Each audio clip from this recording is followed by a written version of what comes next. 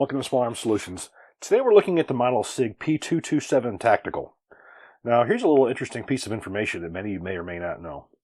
This particular pistol was the one that SIG really thought was going to be the taker in the modular handgun system. I don't think SIG was really expecting it to go with a 9mm. I think they were expecting to go with a 45. But this particular pistol happens to be the one I think they were banking on, not so much as the P320.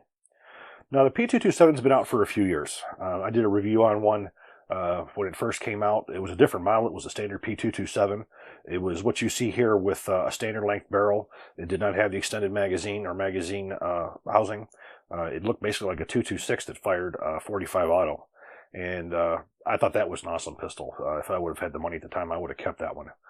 It was a really nice shooting pistol.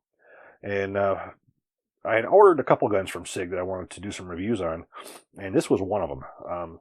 And the reason why I liked this pistol was the fact that this is a truly modernized 45 handgun that is definitely suitable for special operations or military use. And one of the reasons is you have a 14-shot magazine. As you can see, you have an extension on here, so that's quite a bit of ammunition. That's a really good combat load. This particular pistol came with 4 magazines. That's what the standardized pistol comes with right from the factory. Now, as this pistol came, it came with the standard barrel. This is the standard 45 auto barrel. I wanted to shoot this thing suppressed, so I had SIG send me not only the barrel that is threaded for a sound suppressor, they also had sent me the sights as well, the Trichicon type sights for using a suppressor. Now, due to the fact that I'm using one of the 45 Osprey sound suppressors, it wasn't necessary for me to install these sights because as low as this sits, I can utilize the sights without having to install a higher profile sight. We're going to get to the suppressor in a little bit. We're going to take a look at this from top to bottom and show you some of the neat features on it. First of all, you have tritium lamps on the rear sight, and you have on here a fiber optic green front sight, which I will tell you in the daytime, that front sight sticks out like a sore thumb. Many of you who are not really familiar with the color spectrums, if you look at what your eye is most attracted to or what aggravates your eye, and you want it to aggravate your eye so it stands out so you can see it, you have red, and then orange is higher on the spectrum. It stands out more than red does. Then on top of orange, you have green. Green is the most visible. In fact, if you look at lasers, you'll hear the referred to as day lasers, daytime lasers, and that's green. Because in many of the outside conditions during the daytime, you can see a green laser. Not every time, but in a lot of conditions that you can. So they have green on there. But again, you have a steel sight. You can get this with some different sights. Slide stainless steel. You notice you have gripping in the rear as well as serrations in the front. Like a standard SIG pistol, you have your standard controls. You have your decock, and it is a double action on the first. Fires its first shot, comes back, recocks. Now you're on a single action. So this is carried obviously with no safety. Decocked. Now the trigger pull on this one is a lot nicer than my 226. I will say the double action is not nearly as heavy as my 226 or my 229. And on single, there's no question that it's better. You do have a little bit of creep on there, but it's not excessive. So a major modification to the frame is the extension of these grips. Looking at the grip on here, you can see how this grip extends down over a normal pistol. And that's due to the fact that it uses the extended magazines. It holds 14 shots. You can see the spacer that goes up into the bottom of the handguard. If you notice through the inside here, you'll see this is where the aluminum part of the receiver is. So if you wanted to change out this grip and go to a standard like a 226 style grip, all you got to do is remove these screws and install standard grip panels on here, and you're back down to a normal sized pistol that will not have the extension for the higher capacity magazine. However, even with these handguards off, you are still able to use this higher capacity magazine. It'll just stick out a little bit more. You also have a 1913 rail on the front. As you can see here, I have it's a brand new sight that I just received. It's from Olight. It's their PL Mini.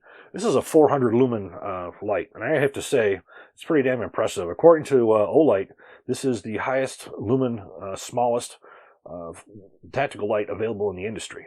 But we're going to actually go outside in a few minutes, and we're going to take a look at how much this lights up the backyard. These lights are incredible.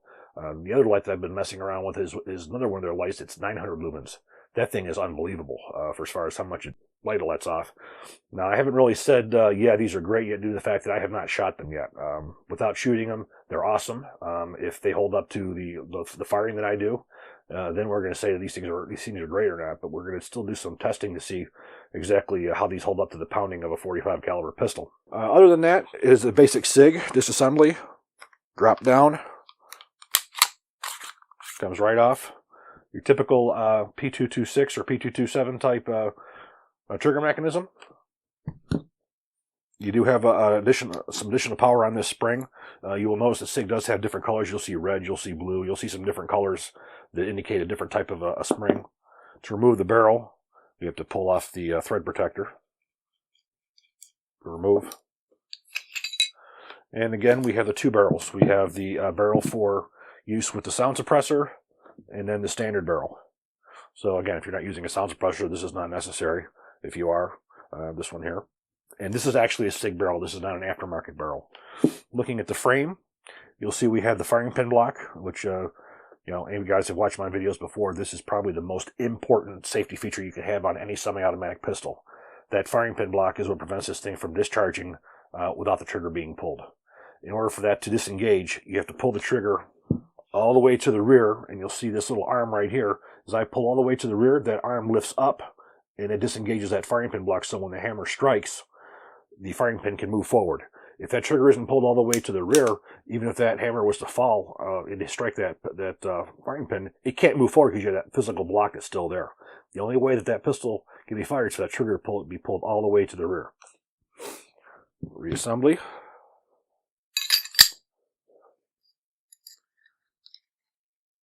Very simple, and this design is as proven as they come.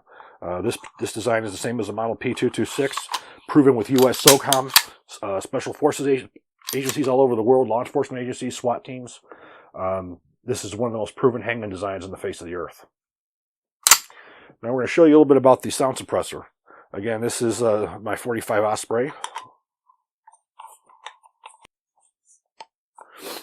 Now, this sound suppressor I've used on many different types of firearms. HK USP Tactical, Mark 23. It's been used on Glock 21s. I've used this on several. This is an incredible sound suppressor. And again, as we spoke earlier, I did not have to put on the higher setting sights because this is very flat up at the top here. So it doesn't really cover. So I can still lift up my pistol and I can see my sights without any problem. So there's no need to change out the sights. The ammunition I'm going to be using with this is going to be the SIG ammunition. It's a SIG Elite ammunition, 230 grain full metal jacket, which is subsonic. I'm also going to try a couple hollow points as well. But the original pistol I shot was incredible, and I expect this one's going to be as well. But there's only one way to find out. We're going to take this out to the range. But first, we're going to go out to the backyard where it's completely dark, and we're going to show you how bright this light is.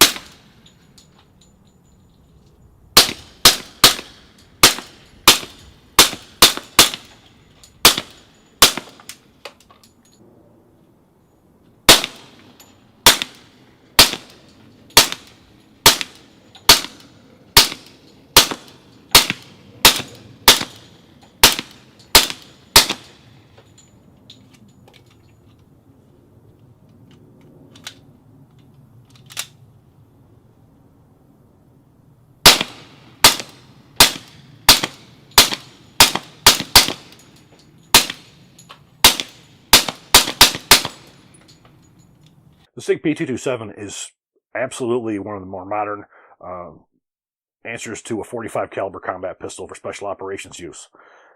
With the ability to take any type of ammunition that's out there, this thing will fire very well. Any of the modern plus P ammunition, accepts the sound suppressors, works 100% with sound suppressors, 1913 rail. You have the combat reliability that the SIG is known for. And I tell you, if this one would have been one of the finalists for the MHS program, I think we would have had an excellent gun. But the U.S. government decided in the end they wanted to go to a 9mm caliber pistol. So probably the better of the SIG models was not the one that was chosen. But I do expect to see this one in service with many militaries and special forces units throughout the world. It's still relatively new, so it's still young. I think it's still getting its exposure. But this is an excellent weapons platform.